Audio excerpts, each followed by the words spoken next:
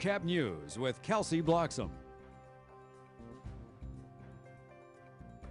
Good evening. You can count the days until the Alberta provincial election on just one hand. It's been predicted voter turnout will be the highest in years. And if you want to beat the voter rush, advanced polls are now open across Alberta.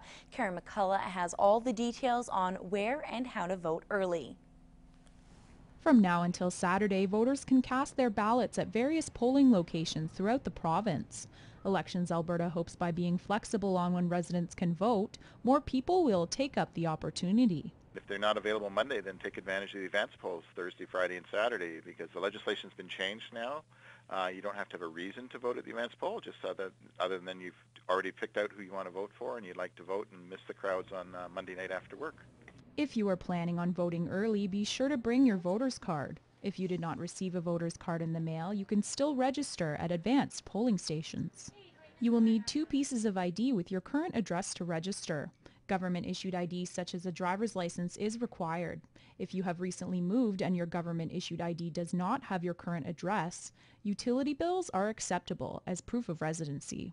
For more information on advanced polls, you can visit the Elections Alberta website. Carrie McCullough, New Cap News.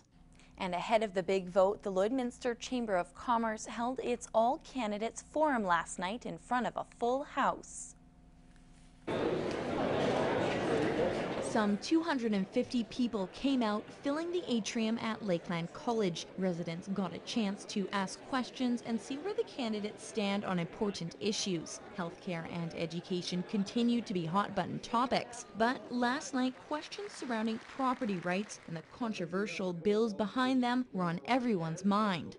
This property rights thing is very near and dear to my heart. I'm proud of what we as a family have put together as property and assets, and I don't like living with the fear that it can be taken away from us without compensation. And that question got a heated response from the candidates. And I think there's still work to be done on these acts, but you're in a better position today than you were when this process started. These fellows say they won't take your land. They may not, but they absolutely have the right to cancel your lease, whether it's a land lease or a water lease or whatever, or a feedlot license. They can cancel that without compensation. I think it's terrible legislation, so it's got to be changed. And I know Richard's done a lot of work. I wish I would have done as much work. But when I'm looking at this, it's confusing to me. NDP candidate Ray Stone left before New Cap News could speak with him about his stance on the issue, but earlier in the debate he did say the bills give no process for appeal. And just like the candidates, audience members also have varying opinions. I think that many people are in a fog about them, and that we really need to have clear speak on the land use and what powers the government does and doesn't have. The property rights issue has been amended, and those acts have been re-established. Still some work to be done, but at the end of the day, landowners have better protection than they've ever had before. 4 of the 5 candidates running in the riding attended the forum. NDP Ray Stone, Wild Rose Danny Hozak, PC Richard Starkey, and Independent Richard Iseko. Liberal candidate Corina Ganton was unable to attend. And continuing on the campaign trail, we've spent the past week introducing you to your regional candidates. And today we wrap up with a closer look at those running in the Vermilion-Lloydminster riding. Lauren Pullen has more. Alberta's provincial election is full of hot-button issues, spanning from managing healthcare to senior support to keeping the books balanced. Here's what Vermilion-Lloydminster candidates think the biggest issue is facing the region. Farming is very important, food production is very important, and yet it's not the #1 issue here in this province. But if we got elected, like I said, we'd set up a ministry of farmers to look after the farmers' interests. How we intend to get value for our money out of all government spending, but particularly in healthcare, where we have the highest cost healthcare in the free world, and we aren't necessarily getting the best healthcare in the world. Well, healthcare in particular polls amongst all people across the province as their most important issue, and I think that it isn't different in Vermilion-Lloydminster. Healthcare is an issue that is on the top minds of everybody. We have to look at our priorities in this province. What is important? And more money is not the problem. There's probably positions and bureaucrats. You know, there's upper management that is not managing our funds properly.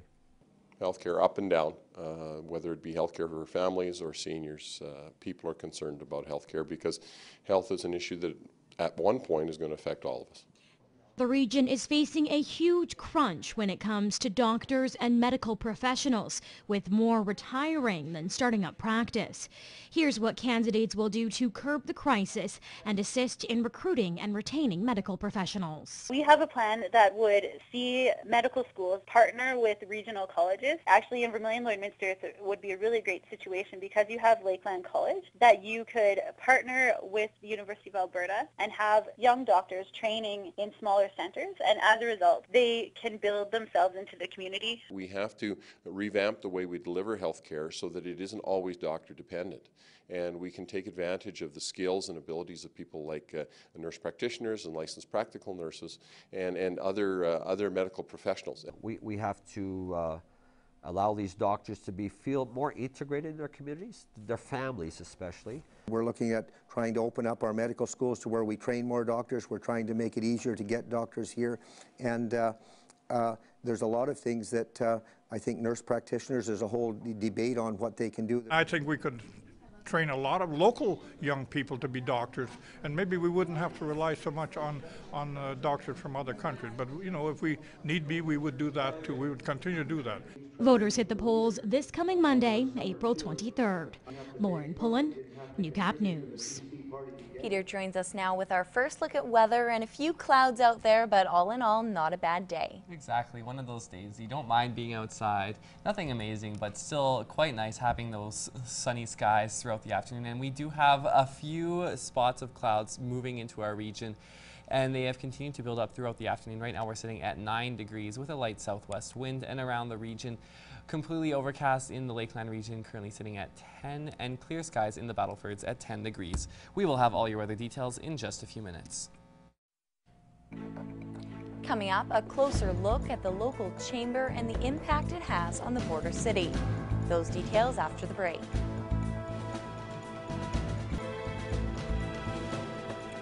The border city is boasting a clean 2011 audit, and according to the mayor, Lloydminster is doing very well.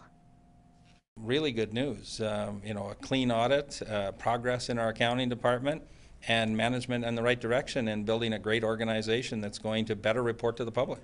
We've got the right people in the right places moving forward, and we're rewarding a job well done.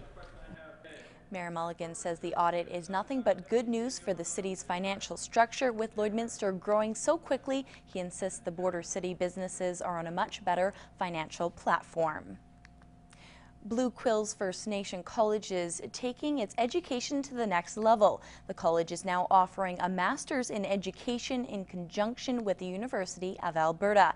As Clayton Brown explains, it's opening opportunities that students didn't think were possible until now.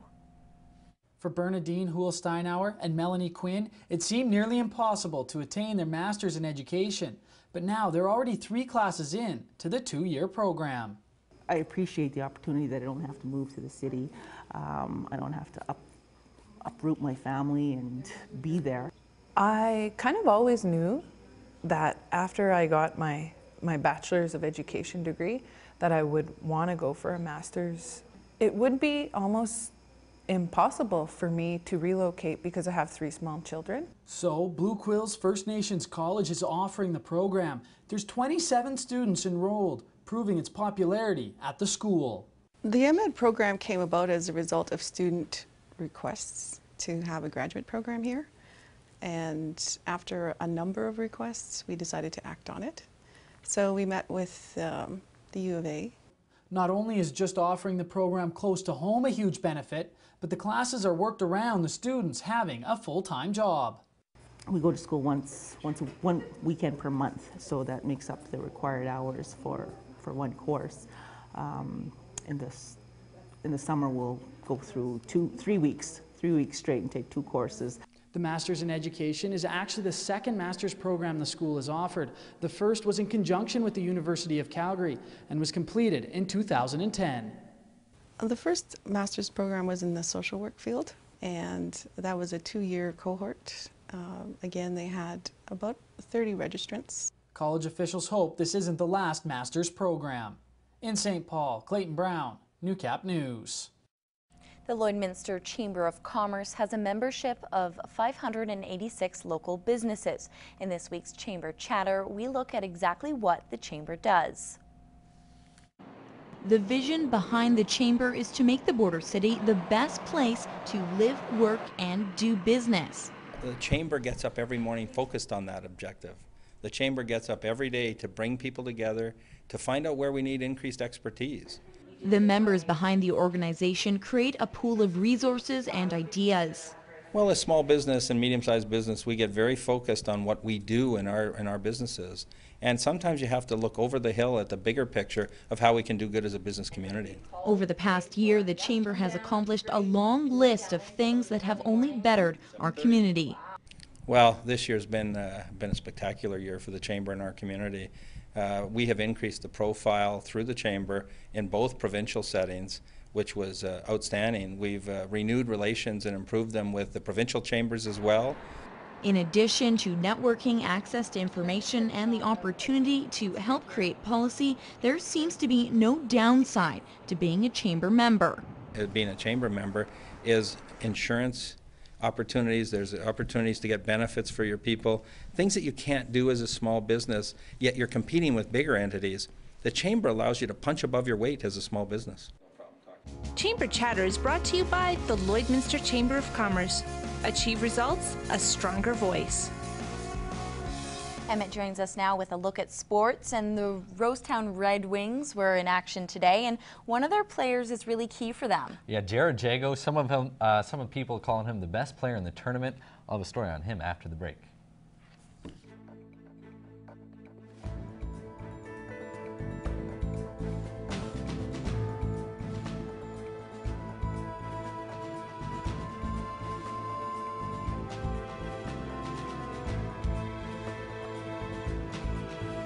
Stocks and oil prices brought to you by Spectrum Restoration. When disaster strikes, don't wait. Call the professionals at Spectrum Restoration, a certified member of the Canadian Disaster Restoration Group. Dealing with disease, weeds, and unwanted pests can certainly be a nuisance for grain growers, and this year will be no exception. In this week's Agriculture Report, Peter Quinlan gives us a glimpse at what surprises area farmers could find in their fields. Our familiar friend, the grasshopper, may be returning to a field near you. We're a little concerned about grasshoppers, and it was a pretty dry fall. That's usually a good time for grasshopper egg laying. And if the spring is also dry and warm, or even dry and cool, that's a good hatching condition for them. And if it's not grasshoppers, other resident bugs will keep you busy. We'll have our regular creatures. The flea beetle will visit us again. That's sort of rain or shine. They will be in force, and we'll have to be on guard there. We haven't had real issues with diamondback moth or Bertha armyworms. So if you're not dealing with critters, you will have a fair share of weeds to watch. Field bindweed, cleavers, sow thistle, hemp nettle, scentless chamomile. And we weren't the only ones who enjoyed the warm winter. Being as we only had a week of cold weather, there is insects and diseases that can be carried over from last year. So as for farmers who just want their crops to grow, just have agronomists and just scout your fields, constantly looking for anything, any changes in your field, and deal with things sooner than later. The old saying, April showers bring May flowers. Well, we don't necessarily need the flowers in May. We would just like our seed to germinate. Peter Quinlan, Newcap News. The Agriculture Report is brought to you by Novlin Brothers in Lloydminster. Find the best in versatile and Kubota machinery. Novlin Brothers, serving you better. And that's your agriculture news for today. Peter is in next with weather.